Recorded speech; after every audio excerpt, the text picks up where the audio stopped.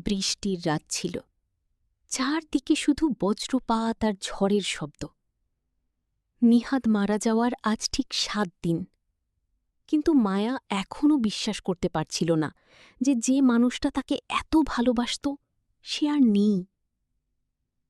প্রতিদিন রাতেই মায়া নিহাদের পুরনো মেসেজ পড়ে কাঁদত, আর একটা কথাই বারবার মনে পড়ত, আমি মারা গেলেও তোমাকে একা রেখে যাব না। সেদিন রাত ১২টার পর হঠাৎ পুরো বাড়ির লাইট বন্ধ হয়ে গেল। মায়া ভয় পেয়ে নিজের রুমের কোণায় বসেছিল। ঠিক তখনই তার ফোনে একটা নোটিফিকেশন আসল, নিহাদের নাম থেকে মেসেজ। মায়ার হাত কাঁপতে লাগল। মেসেজে শুধু লেখা ছিল, ভয় পেও না, আমি আছি।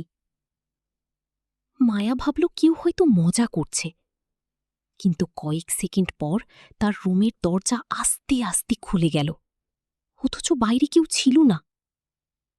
হঠাৎ ঠান্ডা একটা বাতাস এসে তার পাশে থেমে গেল। মায়ার মনে হচ্ছিল কেউ যেন খুব কাছ থেকে তাকিয়ে আছে।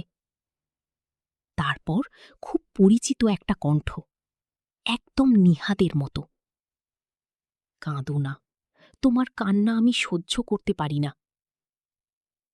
মায়া ভয় আর ভালোবাসার মাঝে চুপ হয়ে গেল।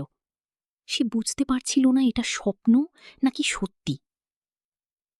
পরদিন সকালে মায়া নিহাদের কবরের পাশে গিয়ে বসেছিল। হঠাৎ সে দেখতে পেল কবরের পাশে রাখা শুকনো গোলাপটা বাতাস ছাড়াই নড়ে উঠল, রোজ। সেদিনের পর থেকে মায়া আর কখনো নিজেকে একা মনে করেনি, কারণ তার বিশ্বাস ছিল ভালোবাসার মানুষ চলে গেলেও তার অনুভূতি কখনো মরে না।